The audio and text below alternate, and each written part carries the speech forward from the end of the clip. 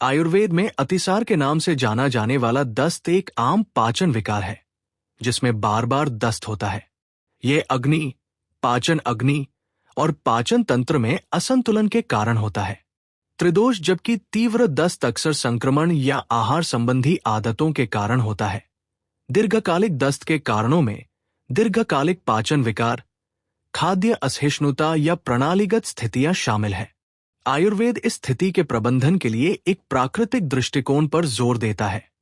दस्त के लिए आयुर्वेदिक उपचार प्रदान करता है जो पाचन संतुलन को बहाल करने, विषाक्त पदार्थों को खत्म करने और आंत के स्वास्थ्य को मजबूत करने पर केंद्रित है।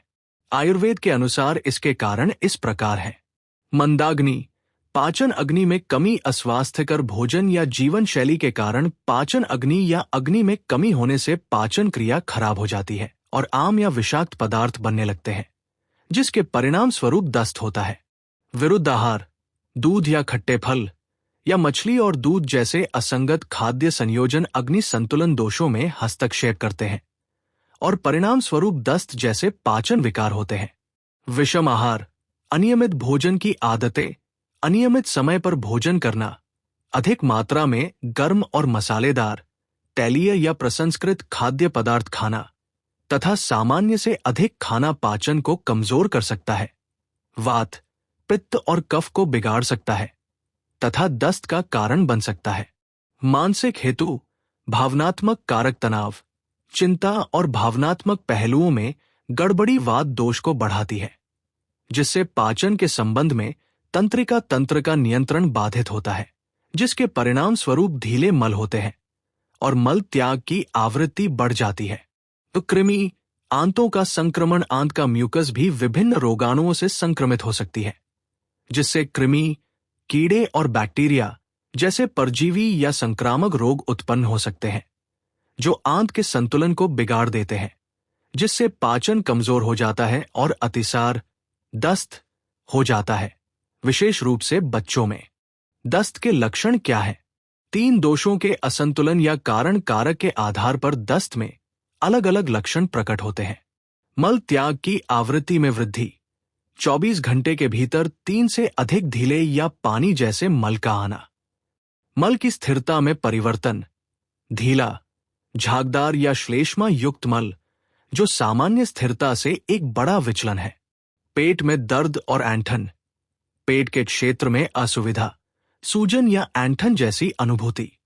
संबंधित लक्षण, बुखार, मतली, उल्टी, थकान, कमजोरी, संभवतः मल में बलगम या रक्त तथा वजन घटना, जो निर्जलीकरण का संकेत देता है। गंभीर स्थिति में शुष्क मुंह, मूत्र उत्पादन में कमी तथा धंसी हुई आंखें हो सकती हैं। आयुर्वेद के अनुसार आयुर्वेद ग्रंथों में अतिसार के रूप में दस्त का वर्णन किया गया है, जो शरीर के अनुसार 4 प्रकार का होता है। वातज अतिसार में पानी जैसा झागदार मल, पेट में दर्द और पेट फूलने जैसा एहसास जैसे लक्षण दिखाई देते हैं और ये आमतौर पर वात दोष के असंतुलन से जुड़ा होता है। पित्तज अतिसार में मल ढीला और पीला खूनी होता है, पेट में दर्द और जलन होती है और अक्सर इसे पित्त असंतुलन से जोड़ा जाता है। कफ अतिसार में शरीर के अंदर कफ के असंतुलन के कारण बलगम वाला मल, मतली और पेट में भारीपन होता है। सन्निपातज अतिसार वह है जिसमें लक्षण मिश्रित और अधिक गंभीर होते हैं। दस्त के लिए आयुर्वेद उपचार।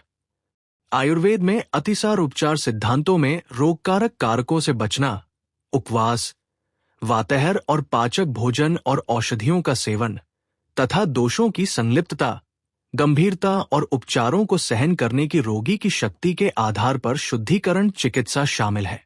निदान, मूल कारणों की पहचान करना और उनका निवारण करना तथा अनुचित आहार लेना सबसे बुनियादी कदम है, जो रोग के प्रकटीकरण से बचते हैं तथा लक्षणों का प्रबंधन करते हैं। ग्राही चिकित्सा, शरीर में तरल पदार्थ के अत्यधिक प्रवाह को रोकने के लिए उपचार पद्धति। इसका मुख्य लक्ष्य क्षेत्र जठरांत्र संबंधी मार्ग है। ये पद्धति शरीर से अतिरिक्त तरल पदार्थ के नुकसान को रोकती है और दस्त को नियंत्रित करती है। अग्नि में सुधार, इसमें अग्निमांद्य, पाचन क्षमता में कमी पर काबू पाने के लिए जड़ी बूटियों और आहार के साथ पाचन अग्नि को बढ़ाने के उपाय शामिल हैं, जो पाचन को और बढ़ावा देंगे। लंघंदीपन पचना, उपवास, पाचन उत्तेजक और वातहर औषधियां दी जाती है। शोधन चिकित्सा, समस्या के लिए विशिष्ट शुद्धिकरण पद्धतियां, सिस्टम से विषाक्त पदार्थों को निकालना और मुख्य रूप से पाचन तंत्र को साफ करना। दस्त के मामले में विशेष रूप से वस्ती का प्रयोग किया जाता है। आम नाशक, विशिष्ट जड़ी बूटियां आम विषाक्त पदार्थ को पचाती और समाप्त करती है, जो सामान्य पाचन और अवशोषण को बाधित करते हैं। इलेक्ट्रोलाइट प्रतिस्थापन थेरेपी, निर्जलीकरण से बचने और शरीर के कार्यों को पूरक बनाने के लिए युषा, सब्जियों या दालों से बना सूप, मंडा, गंजी से निकला पानी आदि के माध्यम से खोए हुए तरल पदार्थ और इलेक्ट्रोलाइट्स को प्रतिस्थापित करना। दस्त के लिए आयुर्वेद उपचार, इसमें आहार प्रबंधन या आहार शामिल है, जो पौष्टिक भोजन बनाता है और अस्वास्थ्यकर भोजन से परहेज करता है, जिसे अपथ्य कहा जाता है। आराम और तनाव प्रबंधन जैसे जीवन शैली में बदलाव स्वास्थ्य को पूरी तरह से बहाल करने में मदद करेंगे। यह अग्नि को फिर से जगा सकता है और उपचार के लिए अधिक दस्त की घटनाओं से बच सकता है। डायरिया का घरेलू उपचार, आधा गिलास छाछ में सेंधा नमक, भुना जीरा पाउडर और काली मिर्च प्रत्येक 2 ग्राम मिलाएं और दिन में 2 बार 1 गिलास पिए। ताजा कसा हुआ अदरक लगभग 3 ग्राम पानी में उबालकर अपच के कारण होने वाले दस्त में दिन में 2 से 3 बार लिया जा सकता है। पेट में ऐंठन के साथ होने वाले दस्त के लिए मेथी के बीज का पाउडर 2 से 4 ग्राम दही के साथ मिलाया जा सकता है। 1 ग्राम अनार के छिलके का चूर्ण छाछ के साथ दिन में 2 बार लिया जा सकता है।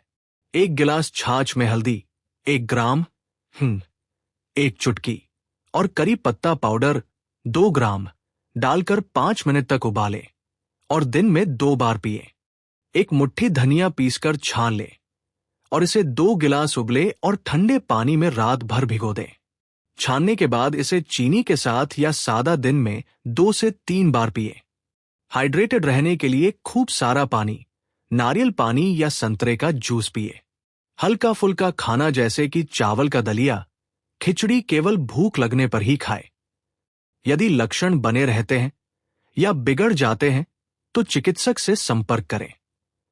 दस्त के लिए सर्वोत्तम आयुर्वेद उपचार में अनार का रस, अदरक की चाय और भुने जीरे के साथ छाछ शामिल है, जो पाचन तंत्र को शांत करने और संतुलन बहाल करने में मदद करता है। धन्यवाद। हरि ओम जी।